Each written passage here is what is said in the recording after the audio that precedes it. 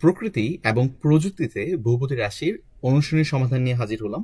তোমাদের বলেছিলাম তোমাদের অনুশীলনীগুলো আমি সমাধান করে দেব। তো আমাদের টোটাল 8টা প্রবলেম রয়েছে, ওই 8টা প্রবলেমই আজকে সলভ করে দেব। তো দেখো, 1 নাম্বারটাই কি ছিল? 1 নাম্বার বলেছিল যে 3টি বাস্তব উদাহরণ থেকে বহুপদী রাশি তোমাকে গঠন করতে বলা হয়েছে।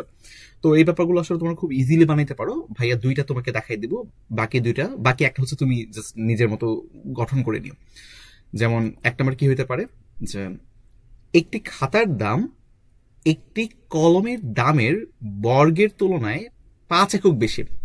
তো এই যে কথাটা, এটাই হচ্ছে তোমার এখন একটা বহুপদী আকারে গঠন করতে হবে। একটু ভালো করে পড়তে হবে আর কি। একটি খাতার দাম আমার বের করতে হবে, সেটা কিনা একটি কলমের দামের বর্গের তুলনায় 5 একক বেশি। তার মানে কি, তোমার কলমের দামটাও কি জানতে হবে না? তুমি এখানে খাতার দামও জানো না, কলমের দামও জানো না। তো তুমি ধরে নিবা কলমের দাম মনে করো এক্স। কলমের দাম যদি এক্স হয়, তাহলে খাতার দাম কত হবে? কলমের দামের বর্গ। কলমের দাম যদি এক্স হয়, তাহলে কলমের দামের বর্গ কত হবে? X square. বর্গের তুলনায় 5 একক বেশি, তার মানে যে বর্গটা তুমি করলা তার সাথে কি একটা 5 যোগ হবে না? তাহলে এটা কার দাম হইলো? এটা হয়ে যাবে ভাইয়া খাতার দাম। তাহলে ভাইয়া খাতার দাম হইলো এক্স স্কোয়ার প্লাস 5, যেখানে এক্স কিনা কলমের দাম। দেখে নাও কিভাবে লিখবা, যে কলমের দাম এক্স হলে খাতার দাম হচ্ছে এক্স স্কোয়ার প্লাস 5। তোমার এটা একটা উদাহরণ হইলো, তাই না? তোমাকে বলছে 3টা বাস্তব উদাহরণ দিতে। আমি তোমাকে আরেকটা উদাহরণ দিয়ে দিই।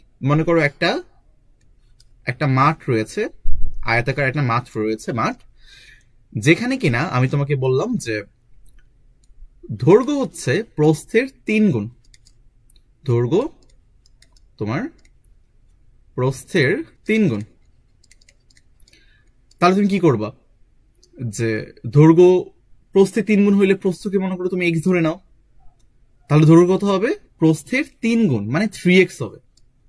আরেকটা উদাহরণ এমন হতে পারে যে দৈর্ঘ্য প্রস্থের 3 গুণের থেকেও 5 বেশি। 3 গুণের থেকেও কত? 5 বেশি।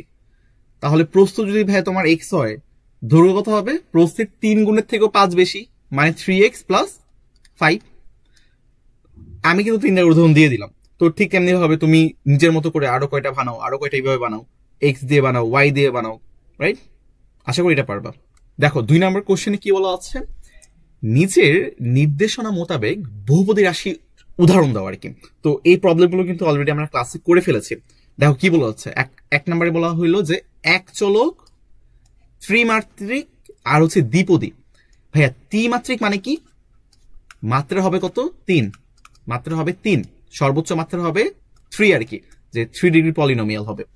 এক চলক মানে কি? তোমার একটাই চলক থাকবে, হয় এক্স থাকবে, অথবা তোমার ওয়াই থাকবে, অথবা জেড থাকবে। একটা চলক থাকবে জাস্ট বহুপদীতে। আর দ্বিপদী মানে কি? দ্বিপদী মানে কি? 2টা পদ, 2 পদ। এই যে দ্বি বলতে বোঝায় হচ্ছে 2, আর পদী মানে তো পদ, বুঝতেছই তো, রাইট? ঠিক তেমনি হয়ে 2 নাম্বারটা বলছে এক চলক, ত্রিমাত্রিক, এটা হচ্ছে চতুর্থ পদী, মানে তোমার 4টা পদ থাকবে। ঠিক আছে? তো 1 নম্বরে একটা এক্সাম্পল দেখে ফেলি। এক চলক, ত্রিমাত্রিক আর হচ্ছে দ্বিপদী। একটা এক্সাম্পল কি হইতে পারে, যে x cube minus 3x square. যে এটা একটা পদ, আমার এটা একটা পদ, মানে 2টা পদ আছে। এখানে একটাই চলক, সেটা কি? এক্স। আর ত্রিমাত্রিক, ত্রিমাত্রিক কেন? এক্স এর সর্বোচ্চ পাওয়ার হচ্ছে আমার এখানে 3, রাইট? আর 2 নাম্বারটা কি বলছে দেখো, এক চলক, ত্রিমাত্রিক আর চতুর্থ পদী। কি হবে এটা? এটা এক্সাম্পল এমন হইতে পারে যে তোমার পাওয়ার সর্বোচ্চ 3, তোমার একটাই চলক সেটা এক্স, আর কত পদী? 4 পদী। এখানে এই যে একটা পদ, 2টা পদ, 3টা পদ, 4টা পদ, এই আর কি। তারপর 3 নাম্বারটা বলছে 2 চলক, ত্রিমাত্রিক কিন্তু দ্বিপদী। 2 চলক মানে কি? এক্স থাকবে, ওয়াই থাকবে, অথবা ওয়াই থাকবে, জেড থাকবে, যে কোনো 2টা চলক থাকবে এবং ত্রিমাত্রিক হইতে হবে। এই দেখো, x square y plus 4 y square. এটার মাত্রা কত? 3। এটার মাত্রা কত? 3। এটা আবার সমমাত্রিক হইতে পারে, রাইট? এই আর কি। আর কয়টা চলক? 2টা, এক্স আর ওয়াই হচ্ছে এখানে 2টা চলক, আর 2টা পদ। এটা একটা পদ, আমার এটা আরেকটা পদ। তাহলে আমাদের 1 2 3 তিনটাই হয়ে গেল। 4 নম্বরটিতে দেখে ফেলি। 4 নম্বর বলা হয়েছিল 2 চলক, ত্রিমাত্রিক আর ত্রিপদী। 2 চলক, ত্রিমাত্রিক আর হচ্ছে কি? ত্রিপদী। এই যে 2 চলক বিশিষ্ট ত্রিমাত্রিক ত্রিপদী রাশি হচ্ছে আমার এই যেটা, x cube plus 4x y square plus 2y cube. এই যে মাত্রা 3, মাত্রা 3, এখানেও কি মাত্রা 3 না, যে এক্স এর পাওয়ার 1, ওয়াই এর পাওয়ার 2, তাহলে 1 আর 2 যোগ করলে কত হবে 3। আমরা তো জানি যে একাধিক ভিন্ন রকম চলক যদি থাকে তাহলে পুরা পদের মাত্রা কত হয়, ওই চলকের পাওয়ার গুলোর যোগফল হয়, রাইট? এই আর কি। 5 নাম্বারটা কি বলা হলো, 4 চলক চক্রক্রমিক আর চতুর্থ মাত্রিক কি হইতে পারে, দেখো 4টা চলক থাকবে, এই যে এ বি সি ডি 4টা চলক, এইগুলো তো চক্রক্রমিক, রাইট? আর চতুর্থ মাত্রিক দেখো আমার মাত্রা হচ্ছে এখানে 4, তার মানে আমাদের এই 5টাই সলভ করা হয়ে গেল। এবার আমরা হচ্ছে তোমার কোশ্চেন 3 তে চলে যাই। কোশ্চেন 3 তে তোমাকে বলা হয়েছে যে উদাহরণ দিতে সমমাত্রিক প্রতিসম চক্রক্রমিক বহুপদী রাশির, তারপর সমমাত্রিক প্রতিসম বহুপদী রাশি কিন্তু চক্রক্রমিক নয়, এগুলোর উদাহরণ আমরা একটু দেখে ফেলি। দেখো 1 নাম্বারটা কি, প্রতিসম তোমার সমমাত্রিক হবে, প্রতিসম হবে, চক্রক্রমিক হবে, এরকম বহুপদী রাশি কি হতে পারে। এই দেখো এটা হচ্ছে আমার এরকম একটা বহুপদী রাশি যেটা কিনা হচ্ছে আমার সমমাত্রিক, কারণ কি সবগুলো পাওয়ার এখানে আসলে 2, তুমি হচ্ছে এক্স দিয়ে ওয়াই কে গুণ করে দাও, এক্স দিয়ে জেড কে গুণ করে দাও, তাহলে দেখবো সবগুলোর পদেরই পাওয়ার হচ্ছে 2 এবং এগুলো আসলে প্রতিসম। প্রতিসম কি, তুমি এক্স আর ওয়াই এর স্থান পরিবর্তন করে দেখো, তুমি আসলে একই মানই পাচ্ছ। এক্স আর ওয়াই এর স্থান পরিবর্তন করে দেখো, একই মানই পাচ্ছ, তোমার বহুপদী রাশি কোনো চেঞ্জ হচ্ছে না।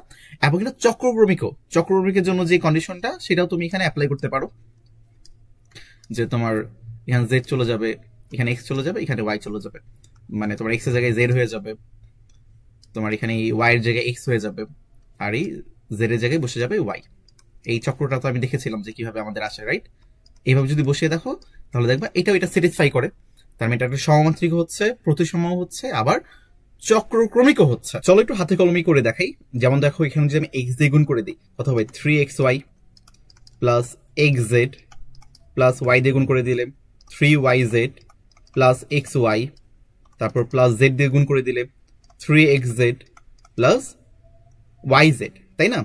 তো আমি চাচ্ছি প্রতিসম হওয়ার জন্য, তাহলে কি করব, এক্স এর জায়গায় আমি ওয়াই বসাই দিই আর ওয়াই এর জায়গায় আমি হচ্ছে এক্স বসাই দিই, তাহলে যেখানে যেখানে এক্স পাবো সেখানে আমি ওয়াই বসাই দিব, যেখানে যেখানে ওয়াই দেখবো সেখানে আমি এক্স বসাই দিব। চলো তাহলে কি হবে, এক্স এর জায়গায় ওয়াই বসাই দিচ্ছি, ওয়াই এর জায়গায় আমি এক্স বসাই দিচ্ছি। এখানে আমি এক্স পেয়েছি তার মানে এখানে ওয়াই বসাবো আর জেড থাকলো, এখানে আমি ওয়াই পেয়েছি তার মানে আমি এখানে এক্স বসাবো আর এই জেড তো থাকলোই। এখানে দেখো এক্স এর জায়গায় আমি ওয়াই বসাবো আর এই ওয়াই এর জায়গায় আমি এক্স বসাবো, এখানেও আমি এক্স পাচ্ছি তার মানে এখানে আমি ওয়াই বসাবো আর এখানে তো জেড থাকলোই, আর এখানে ওয়াই যেহেতু পেয়েছি এক্স বসাবো আর জেড থাকলো। প্রতিসমতে কি ছিল, যে কোনো দুইটা চলককে আমি চেঞ্জ করবো আর কি, আরেকটা স্থির রেখে। এবার দেখবো এই যে আমার এই বহুপদীটা ছিল আর এই আমার পরিবর্তিত যে বহুপদী, দুইটা সমান কিনা, দুইটা কি সমান কিনা দেখি তো।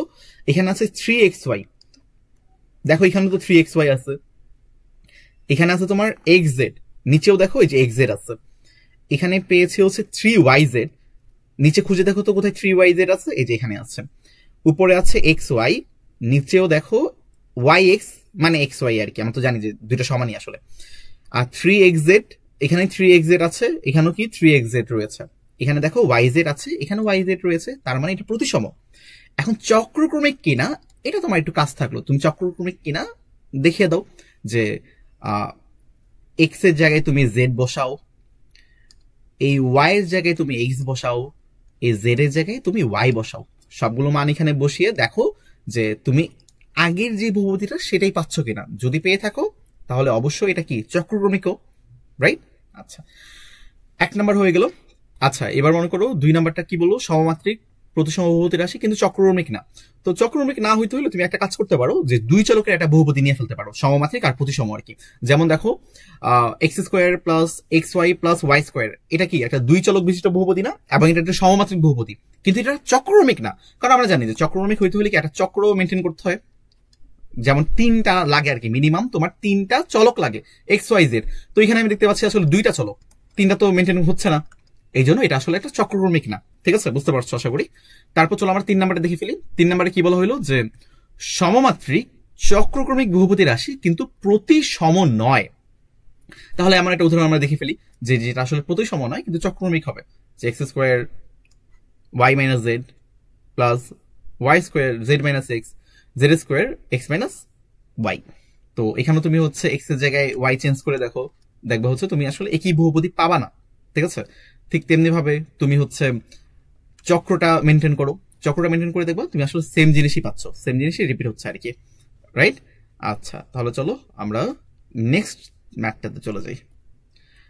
4 নম্বরে কি বলা হলো যে প্রতিসম চক্রক্রমী বহুপদী রাশি কিন্তু সমমাত্রিক না। এটা তো ইজি, যে জাস্ট হচ্ছে তুমি দেখাবা যে মাত্রা সেম না। যেমন এটা হচ্ছে আমাদের একটা প্রতিসম চক্রক্রমী বহুপদী রাশি যেটা কিনা সমমাত্রিক নয়। কারণ কি, এগুলো 3টা করে, আর এখানে কয়টা, 2 4 6, এখানে হচ্ছে আমার 6টা মাত্রা, তার মানে এটা একটা সমমাত্রিক না।